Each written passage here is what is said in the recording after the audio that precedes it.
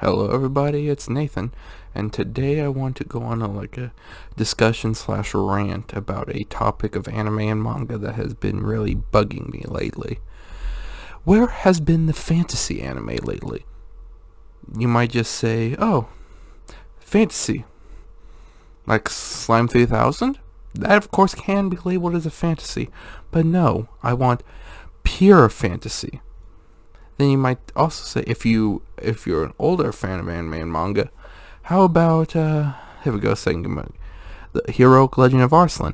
I want to see more fantasy anime where the characters are born into the world, like from the beginning, not straight up isekai, kind of like fairy tale. I just have a feeling overall that isekai is the poor man's fantasy, as in where the author can make a fantasy world just fine, but they can't have the character be born inside of this fantasy world. Another good showing of what a true fantasy is, and it's actually a not light novel too. It's Dan Machi. Is it wrong to try to pick up girls in a dungeon? That is a pure fantasy. The main character was born into the world. It was like from the start. He didn't have a previous life whatsoever. Anime's reliance on the isekai trope has been getting on my nerve recently. It's just like, I cannot take anything seriously in an isekai because of the pure fact that, oh, they'll figure it out, they're from another world and all. That kills the tension. But then I can also see some people like, not all isekai are like that. Okay, I'll give the pure fact for a jobless reincarnation. You get to see that character grow up within the fantasy world. But and we get to see their abilities from as they grow up. That is a good part of the isekai fantasy, but why can't the character just be a normal citizen of whatever setting this is? Take Black Clover, for example. Asta was born without magic, and he gained the power of anti-magic. Why? If you would have said, oh, Asta's just like a businessman from another world, and he came over to this world with no powers whatsoever, that would take away the tension of the Black Clover story, because of course Asta was born into this world. His mother had some type of ability that sucks away magic and all that. It makes sense to have a actual fantasy world like Black Clover and stuff. So we know artists and like over a mangaka can do this, but the pure fact of, does it sell? We can take, for example, this Heroic Legend of Arslan one more time. I love that story, the pure fact of all the conflicts and stuff in it, but in reality, it doesn't sell. It really should. It's an amazing story, and also this version of Arslan Senki is drawn by the creator Fullmetal Alchemist. Fullmetal Alchemist. There we go, another series that has a fantasy world. Edward Elric was born into that fantasy world. I just want more animes where the characters are actually born into the fantasy world, not just reincarnated and stuff like that. It boggles my mind why we can't have anime like that, and it's pure fact that I call it the fast food of anime. If you don't really know, fast food over here in America is just like, you can go get something for like a very cheap amount of price and eat it. That is basically what I'm saying that every single isekai is. It's a cheap going into the story. It's like cheap say, oh, blank blank died. They got reincarnated into this world. It's a cheap concept that somehow seems to work. I am annoyed at that concept working, but then again, some people like their shows. I actually, for as much as I hate the isekai genre in general, I actually do like Slime 300. Mostly because they don't really force the pure fact that the main character is reincarnated in your face all the time. Of course, you know from the first episode, yada yada yada, the pure fact they max out the level, yada yada yada. But in the end of the day, that series doesn't rely on the standard isekai tropes. It's more of a slice of life. Then again, I really don't like slice of life, but that's one slice of life I actually do enjoy. I see. It's basically like, take this as an example. What would Natsu Dragneel if Natsu Dragneel was a Japanese business worker? And his name was Natsuro something something.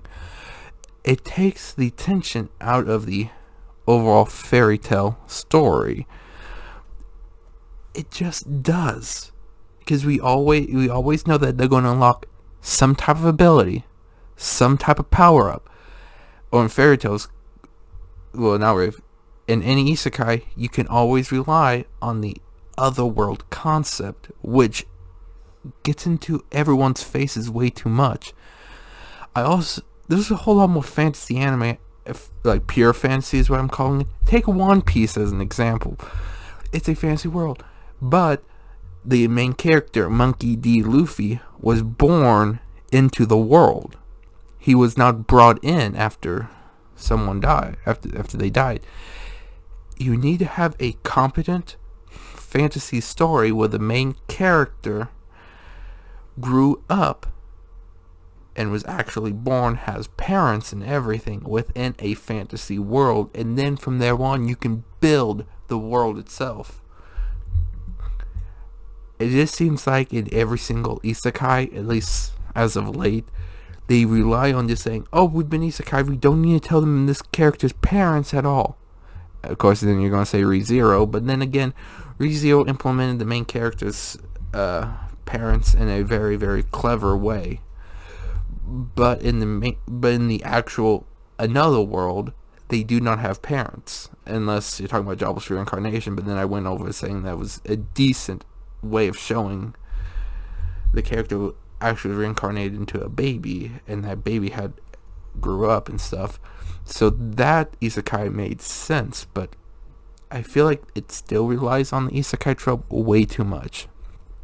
If we had more shows kind of like Fairy Tail, and I'm even going to say Eden Zero, which is the new story that the author of Fairy Tail made. It's a fantasy space series, but the main character Shiki was actually born into this technological advanced world, so that made sense. Even though my opinion of Eden Zero is something different, but I can at least say Eden Zero is a pure fantasy story, which is what I enjoy. Same with Fairy Tail, same with, I think, Rave Masters, even though I haven't read Rave Masters yet or watched it. We can take this one step further. Dragon Ball. Goku was born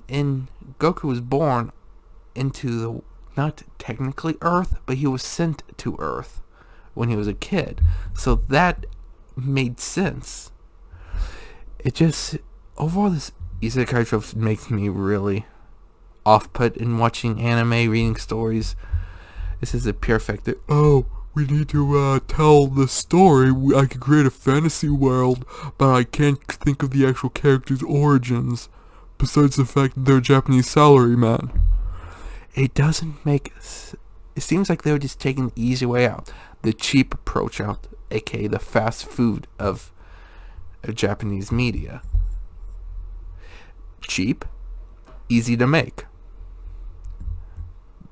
But when you want more stories that go in depth to them, which fantasy can do, you have to look elsewhere. Kind of, like I said, Fairy Tail, Heroic Legend of Arslan. If you haven't read it, I highly suggest you do. It's pure fantasy to the max. I love that. This is one of my favorite mangas out there. As much as I kind of liked Danmachi, it has its hit or misses overall within the whole entire fantasy world that is set up. I feel like some of the story arcs are decent and some of them are good, and others of them are just average at best. I just feel like everything the anime industry needs to invest in actual pure fantasy stories. Even though this is technically adapted from a novel, from a old Japanese novel written by the same person that did Legend of the Galactic Heroes. I'll even say Legend of the Galactic Heroes fits perfectly within the pure fantasy, even though it's technically a space opera and everything. It still tells a fantasy-ish world, even though it's in the future in space, yada yada yada. People really need to think of, like, is a show relying too much on the pure trope of isekai, travel to another world and stuff like that. And some people classify Sword Art Online as isekai. I would say not really. Mostly because Sword Art Online, the characters are still in the real world. Their minds are just within the video game, controlling the video game and the video game characters and stuff, but they're not truly in another world. AKY in the later parts of SAO, they can transfer back and forth between in the game and in real world easily just by shutting off the game. That's why I don't really like Sword Art Online, like I said, to be called an isekai when it's really just a technological shonen at the end of the day. And same with One Piece. In reality, it's pure fantasy, but some elements can make you think of isekai when it's really not. Anyway, I'm probably going to end this video here soon in a second. If you guys enjoyed, please like, comment, and subscribe. Tell me what you guys think about my little rant here. I'm not really good at saying stuff off the cuff, and I thought this would be a good idea for it. Anyways, this is Nathan signing out. Everyone, have a great day.